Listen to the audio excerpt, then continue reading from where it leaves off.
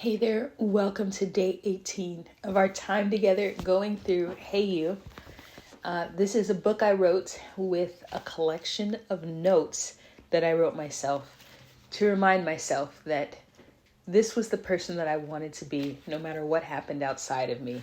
And the subtitle of this book says, "The notes my past self left my future self in order to remind her to keep going." So I knew the person I wanted to be. I would write that down and write down the perspective that I wanted to have so that when I faced different things in the future that looked similar to what I had experienced before, or it was kind of threatening my heart and mind in the same way, I would revisit those notes and be like, "Hey, Sarah." And that's how I had them in my phone, in the notes app on my phone. And it said, "Hey, Sarah." And so I changed it from "Hey, Sarah" to "Hey, You." In the hopes that these notes would be able to help you too. So we are on day 18, and the title of this one is Heal. It says, "Hey you, the way you think and feel is not attached to your environment. It is attached to something inside of you, attached to the way you think and feel. No external thing can change you. It must happen inside of you. If you leave, it will go with you because it is inside of you. Heal. Give yourself time to heal so that you show up to your environment and the things and people God has given to you well." And this one is focusing on the fact that sometimes we can be so not discouraged, but we can be so critical of our environments that we feel like our environments are the reason why we are the way we are. And we talked yesterday about how our environment absolutely helps us shape us, especially our family history. But sometimes it is not, our environment is not the problem. Sometimes it's what's happening what is happening or going on the inside of us that ends up being the challenge. And it's not to say that the environment we're in might be dysfunctional. It might not be good.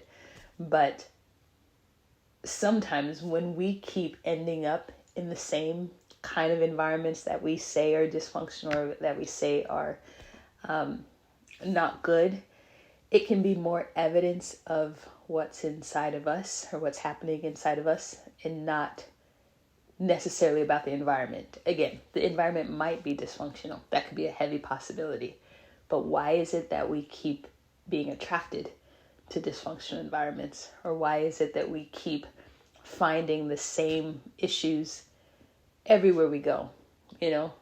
Maybe that those places really do have those issues, but it can also lend to what inside of me is happening. Why is it that I'm always seeing this specific issue? Or why is it that I'm always finding this specific issue? And sometimes it's not about the environment itself. Again, could definitely be dysfunctional. But sometimes it's more about us, the fractures that have broken our perspective or have altered our perspective, and so we are attracted to like that same kind of dysfunction, or we have something inside of us that tends to land in that kind of place, or we're just critical, and when we get into an environment, it's no one else's. It can never be our fault. It's always where we are's fault.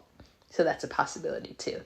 And in the midst of those things, we have to look like, what's going on inside of me? Either that I keep gravitating toward this environment, I keep finding myself in this environment, or it's always the environment's problem. And it goes into like giving yourself time to heal instead of being so quick to jump from environment to environment. And I use the two primary examples of like a work environment and a relationship.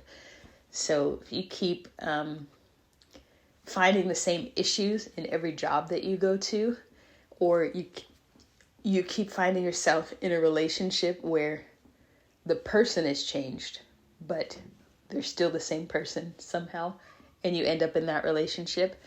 It's those things that if our perspective is not healed, if our perspective, we don't take the time to just settle instead of jumping to the next thing. It's like, why do I keep finding this thing in the next thing that I go to? Like, what's happening, and evaluating our perspective that way. And I talk about this a little bit in the Hey You Bible study. But it's important that every relationship, every environment like that we get into, it can be limited by us. So it's not necessarily that the person is a problem or the environment is a problem, but when our perspective can't get beyond a certain thing, we're always going to find a problem wherever we're going. And at a certain point, we have to look and say, well, what's happening? Like, what is this? What's inside of me? What am I feeling? What am I, and what's the recurring thing that keeps coming up? So that's important for all of us, and something that it'll be our markers. I think it's session 3 in the Bible study that talk about it, but we often don't know how affected we've been by something or by a person or whatever until we try to enter a new relationship or a new environment in that same capacity, and then we start to see like residue. But it's just important. Sometimes we can keep going, like we feel that kind of jerk, or we feel the ache, or we feel the dis-ease, and we still keep going. And if we can't keep going anymore, we just jump to the next thing. And I think it's important for us to just pause, either before we keep going through it or before we jump to the next thing, and see what's happening on the inside of me. Is this okay? Am I interpreting it well, or am I interpreting it correctly? What inside of me needs to heal and change so that I can see this environment, that I can see this person correctly. So the scripture for today comes from Matthew chapter 7, verses 1-5. It says, "Do not judge others, and you will not be judged, for you will be treated as you treat others. The standard you use in judging is the standard by which you will be judged. And why worry about a speck in your friend's eye when you have a log in your own? How can you think of saying to your friend, 'Let me help you get rid of that speck in your eye,' when you can't see past the log in your own eye?